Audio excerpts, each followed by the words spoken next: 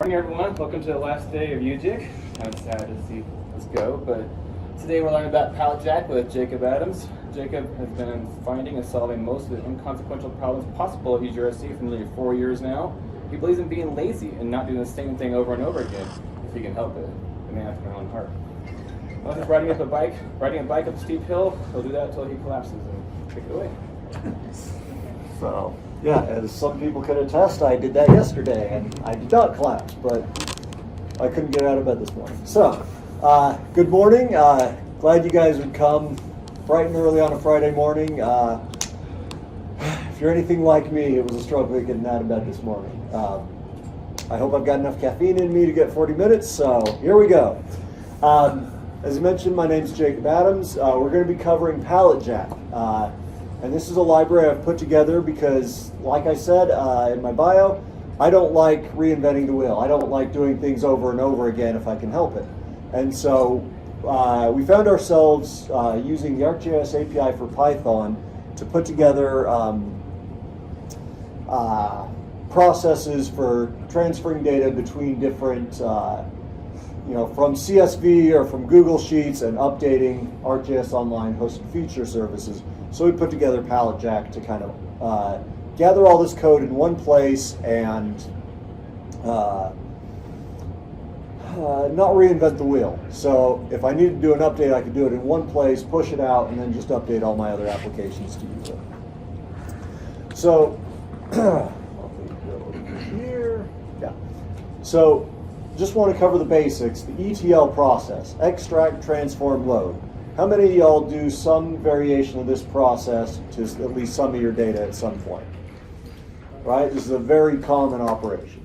We pull data in, we extract it from different sources, we transform it, we munge it, we mold it, we do whatever we need to pull it into the shape we want, and then we load it into some various place, whether it's an enterprise geodatabase, ArcGIS Online, whatever. So that's the basics of the ETL process. Now, I like this because, yeah, in college you're like, oh, GPS or GIS data, it's all going to be clean. And then you get to real life and it's never what you're expecting, right? It's terrifying. So there are a lot of hurdles that we face when we're doing the ETL process. If it's something we need to do multiple times, it's like, okay, am I going to go sit there and click? Am I going to do this the hard way? Right click on the layer, export, share to feature service, or overwrite web layer. You're going to do that every time you need to update. Might work if you're doing it, every month. If you're doing this every day, what about every hour? If you've got data that needs to update every hour, you don't want to do this. Your boss doesn't want you to do this because that's just going to be your whole job all day, every day. So we put together palletjack to kind of solve this problem. So what is palletjack? Well, palletjack takes data from various sources, it loads it into a pandas data frame, so then you can focus all your time on the transformation process, and then once you've got your data transformed, it assists you in uploading it to ArcGIS Online for hosted feature services. This could be ArcGIS Online hosted feature services. It could also be hosted feature services in an enterprise portal. However, if you've got enterprise portal set up, it might be faster to go through a data store and transfer it via file geodatabase rather than going through, because this it uses the ArcGIS API for Python library under the hood to do all the AGL uploading, and so it's all REST services, so that can be kind of slow. So if you've got a data store, use that. But if you're using hosted feature services in AGL, this can be a really great way to get your data updated. So if you're writing a script to do it every time, you might find yourself reinventing the wheel. And you're going to spend a lot of time in the extract stage, a little bit of time in transform, and then a lot of time in load. I found myself doing this over and over again and reinventing the wheel. We figured out about 2 or 3 different ways to do this. And it's like, well, for this project, maybe I'll use that, maybe I'll use this, and I'd find a new little, what's the word I'm looking for? a new little bug or a new little gotcha, and I'm like, oh, I need to code to take care of that, to make sure it doesn't break my upload process when my data is a little sketchy. And then that wouldn't get into another project, and it was just messy. So I put together palletjack so that palletjack takes care of the vast majority of the extract stage, the vast majority of the load stage, so you can spend your time focusing on transform. Because your project, your data, that's where the bulk of your time needs to be. I can't, there's no magic wand to say, take every data set and make it perfect and upload it. That's going to be unique for every problem, every project, every data set. But this stuff, loading to AGLE, pulling it out of a Google Sheet or something, that's a solvable problem. There's no need for you to reinvent the wheel, no need for me to reinvent the wheel. Let's just package it all up into a library and let that do its thing. So I want to show you a couple different examples. I'm sorry for the fuzzy screen. This is the Division Waste Management and Radiation Control. We call them WMRIC because acronyms. We're government. We love our acronyms. But this is a map we put together basically showing where all the landfills are, where all the used oil collection centers are, and then they're going to be getting information. It's very hard to read, but it says tons of material diverted from landfills last year. And so they're going to be gathering that data and updating that on a monthly basis so that the public can see, okay, these guys, through their recycling efforts, diverted X tons of material. Well, this needs to be updated on a monthly basis. I don't want to have to remember, okay, first of the month I need to go in, update this layer. So palletjack goes to a Google Sheet, pulls the data out, then my custom script munges the data, gets it right, and then it uploads it, or updates the hosted feature service to update this map. So I don't have to touch this. Every month it just updates. So let's get them a little bit more frequently. This is the Emergency Rental Assistance Program.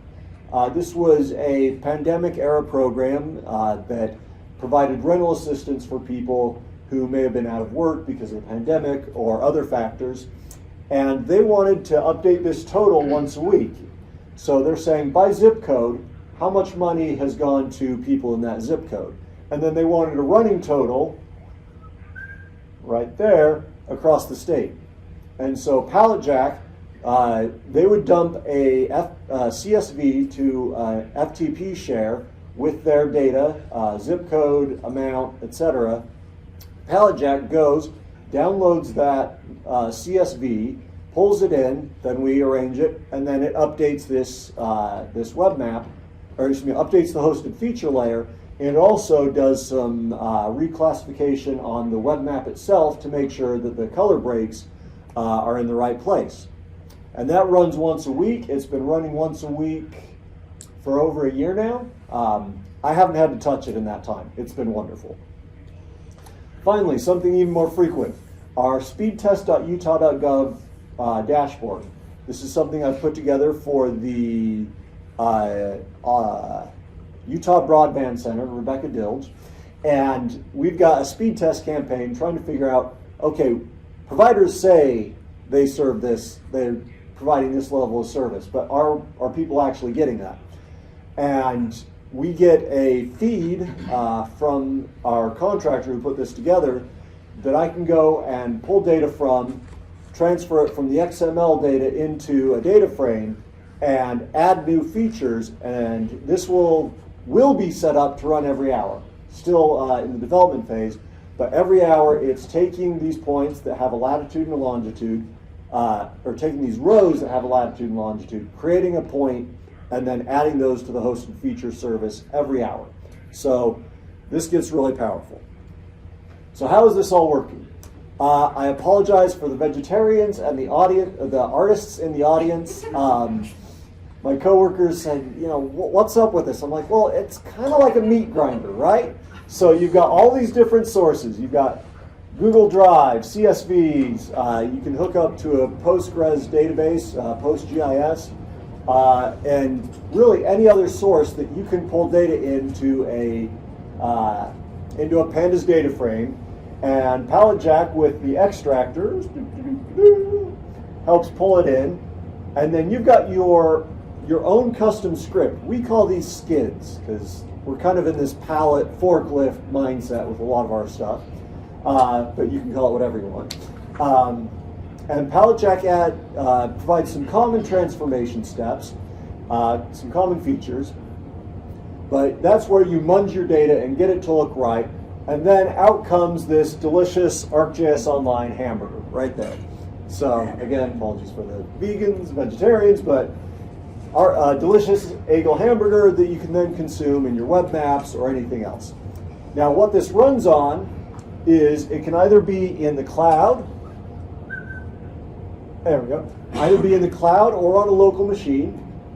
So you can set this up, your script up to run as a Windows task service, or if you're on a Linux box as a cron job, or you can run it in the cloud. And this is where we've been doing it. We've been doing it in GCP using cloud functions. So our script is a cloud function, and then using PubSub and Cloud Scheduler, we just create a schedule to run it however often we want. So monthly, weekly, or hourly. So I mentioned that this is really pandas at the core. Pandas is the glue that goes between all these disparate different types of data sets and takes it into ArcGIS Online. We munge all that data into a pandas data frame, we operate on it, and then we push it out up to Eagle. And we can do this because the ArcGIS API for Python, spatially enabled data frames, allow you to easily take data and add it to a hosted feature layer. So that's kind of that common glue between all the different data sets and ArcGIS Online. So just a brief overview here about the Eagle architecture. When you set up an ArcGIS Online organization, you get this REST endpoint with all your different services, right? These are all your different maps, map services, feature services, all this different stuff. So within a feature service, you can have multiple feature service layers. And palletjack is designed to operate on the feature service layer. So you'll feed it a ArcGIS Online item. So it needs to be an ArcGIS Online. And then you specify the layer within that item, and it will operate on that layer. So how do I use this? Again, automation, automation, automation. I don't want to be doing the same thing over. So I don't know about you guys, but yeah, when I get something that just runs and I can look back and say, okay, a year later, this has been running and I haven't had to touch it, that just makes me warm and fuzzy inside, right? Like, that's a feeling of power. I don't know. It's how I justify my job to Nathan and say, hey, I should be working here. So there's really 4 easy steps to palletjack. The first is you're going to use a extractor from the extract method or extract module to pull your data in. Or if it's another form that we don't have an extractor written for, do whatever you need to pull data in from your data source into a pandas data frame. Then you're going to merge that with existing data. A very common thing is to go grab your live data from ArcGIS Online, take your new data, merge it in, and then use that as your updates to push up to Eagle. You're going to clean your data. This is one of the reasons that palletjack is so powerful. There are a lot of gotchas when you're using the ArcGIS API for Python to update a feature service. Data type incompatibilities, missing data. I forget them all because they bug me. I spend 5 hours figuring it out, and then I'm like, I never want to think about that again. That's why I wrote palletjack. So this is an important step, and again, this is where palletjack's power is, because you don't have to figure that out. We've already figured that out ourselves. There is 1,000, maybe 2,000 lines of testing code in palletjack to make sure that when I say this takes in this data and it puts out this data, that's what actually happens. Finally, you're going to use the load module to take your data and load it into ArcGIS Online. So how do you get this? palletjack is on PyPy, the Python package index, so you can just pip install UGRC-palletjack. This is installable in any environment that you can do pip. It depends upon the ArcGIS API for Python, which is installable in just about any environment. If you don't have ArcPy installed or ArcGIS Server or anything like that, it will use the Shapely open source libraries. So this is how we can install it in Google Cloud Functions, because there's a pretty limited set of packages you can install, but you can install it there. So this is very widely available. Now, I've talked about a couple different modules. palletjack is organized into 4 different modules: extract, transform, utils, and load. And they basically do what they say on the tin, right? Extract is where you'll find ways to pull data in. Transform is some different methods, different helper methods for munging your data.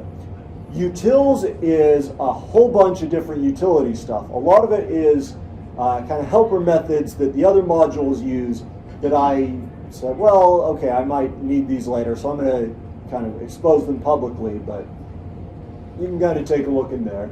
And then finally, load is anything that moves it up to ArcGIS Online or modifies an Eagle web map. And to use this, what you'll do is you'll say, from palletjack, import, extract, transform, utils, load, or whichever of those 4 you actually end up using. So extract, this is how we get the data in. We've got a couple different classes written here. We've got a G-Sheet loader for loading in data from a Google Sheet. We've got a Google Drive downloader for downloading attachments from Google Drive. We've got a Postgres loader for pulling data in from PostGIS. This was written so that we can pull data in from our OpenSGID, which is a PostGIS database that you can go and connect to. If you remember what, maybe 10, 15 years ago, we had our kind of public SDE connection. This is the next iteration of that. So if you haven't used that to get data, highly recommend you check it out. It works in Pro, works in basically any database client. And then finally, we've got that SFTP loader for loading data in from an FTP share. And again, if you have something, a data source that's not mentioned here, you can kind of roll your own. If you do, we'd love to include it. Let me know. Open a pull request on GitHub. We can add it. In the transform and utils modules, we got a couple different things. We have a API geocoder method, so that this ties into our web API for geocoding Utah addresses. So if you get a data frame and you've got an address and you can break it out into a street address and a zip code or a city, you can geocode that straight through palletjack. You'll just need an API key from our website. We've also got some of these data cleaning methods. And like I said, ArcGIS Online is very particular about what your data look like. And so I've taken a lot of the common gotchas and rolled up a couple different methods to help clean up your data frame so that you don't get a random error and you sit there for 10 hours trying to figure it out like I did. I've gone through the pain, so you don't have to. You're welcome. Thank you. And then feature service merging is just a class for helping you take, pull down your live data and join it and update it based on a primary key between your new data and your live data.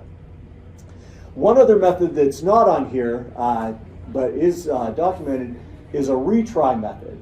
And this is basically a wrapper that you can pass any method to, and if it throws an error, it will retry it a set number of times. The default is 3, and it bumps the wait time in between from 2 to 4 to 8 seconds.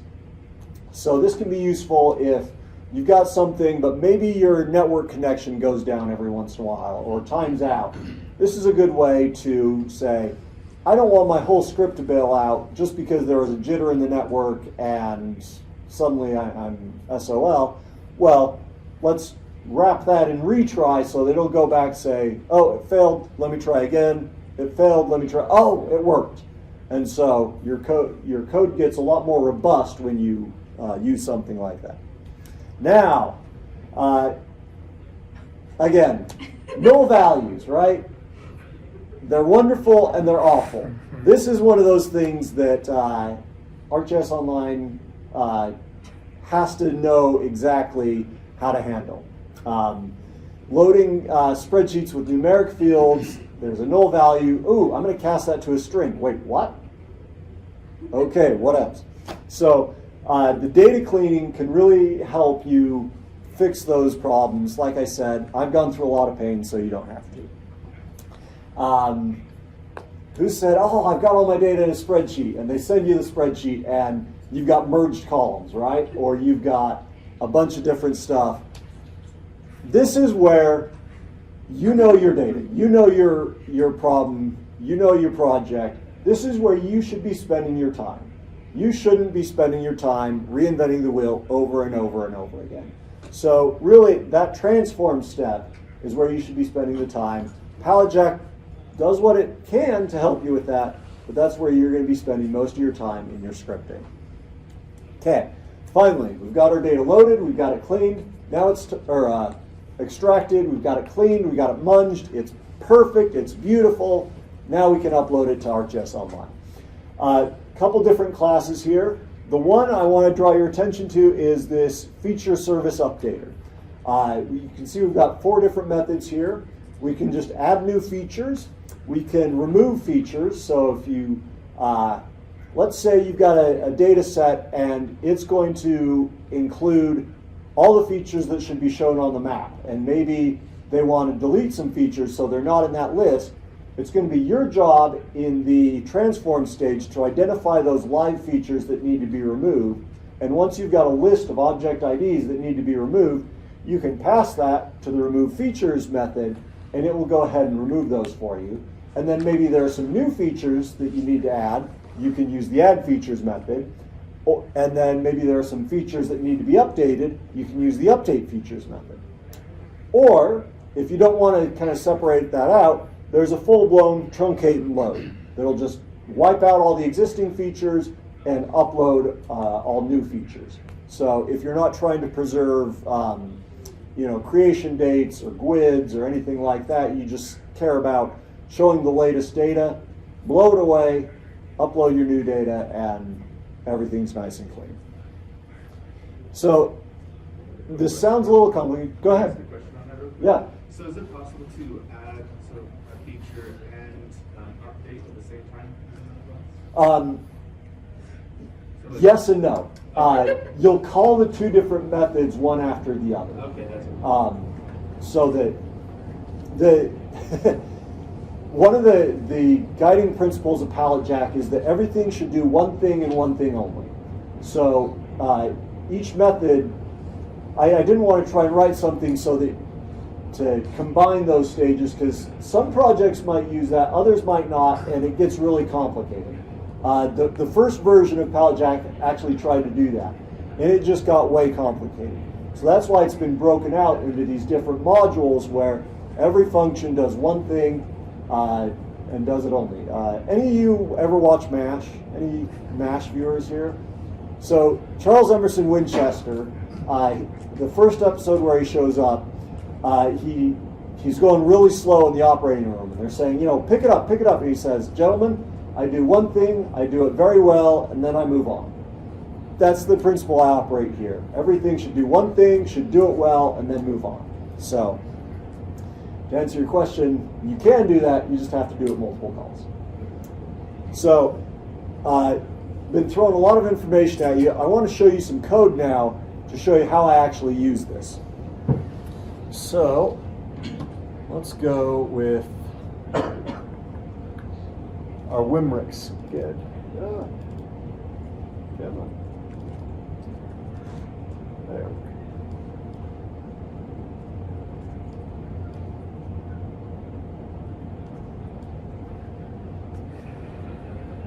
Okay. So this is the script that updates that WMRIC data. And there are some setups here to kind of set up my secrets, pull data in. But then you can see I'm getting my GIS object from ArcGIS API for Python. And this gives me that connection to my organization that I can use to pull data down and then upload. And then I've got this parse data, parse from Google Sheets method, which if I scroll down to that, here's my Google Sheet extractor.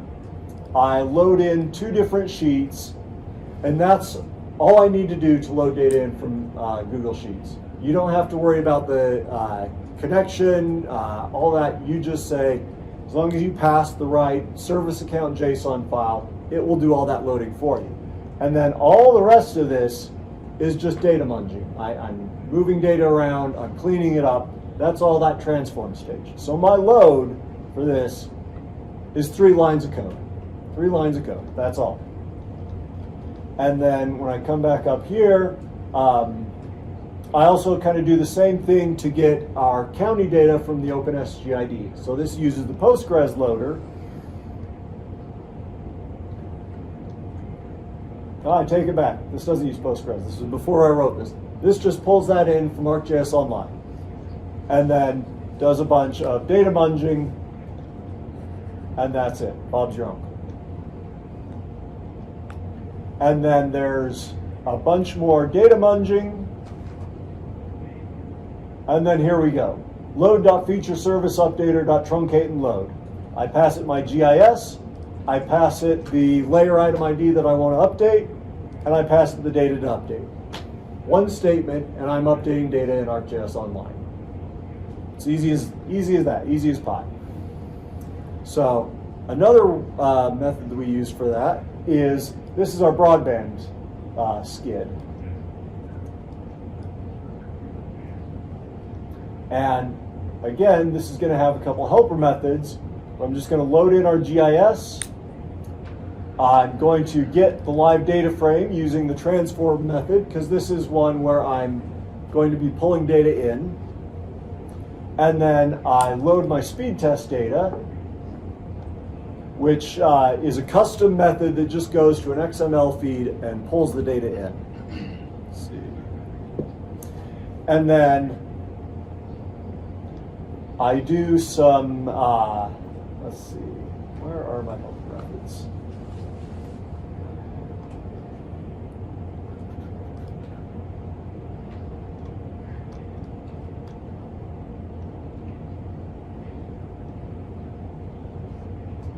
Okay, yeah. So I use a helper method to update my speed test data. So let's go up to that. And here you can see that I am doing some data munging. And then I get down here, I'm like, okay, I've got my data looking the way I want. Now let's clean it up. So I'm using a method in data cleaning to make sure I've got my, there's a date time field in this feature class.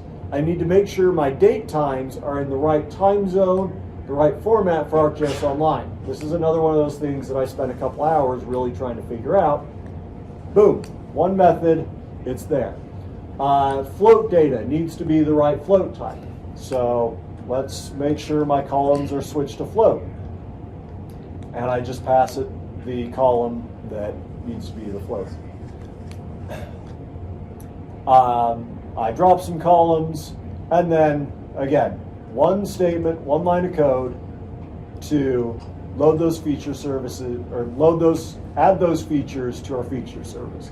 And here you can see I'm using that add features method to just add to the layer, because I go out and I say, hey, what is the latest point already on the map by loading in the live data? And then when I pull the data, the new data in, I can just request all features after that. And so this is a case where I don't want to extract and load or truncate and load. You know, we've now got about 10,000 different points. I don't need to do that every time. I just need to add the latest. You know, if I'm doing this every hour, it's probably 5 or 10 points per hour. And then I just upload that. So you can see there's a lot of code in here, but that's all transform code specific to my problem. I don't have to reinvent the wheel and do this over and over again. So if we go back to our slides, so where can I get help on this? So I've got a couple different sources here. We've put together some documentation at agrc.github.io/palletjack/palletjack. And that's just how the GitHub IO had to do the path. So it's so cool, you have to type the name in twice. We've also got it in a GitHub repo, so you can go check out the code if you want.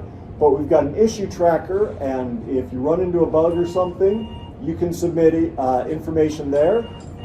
If you want to see what are the future enhancements coming, that's kind of where I think, oh, this would be really cool if palletjack did this.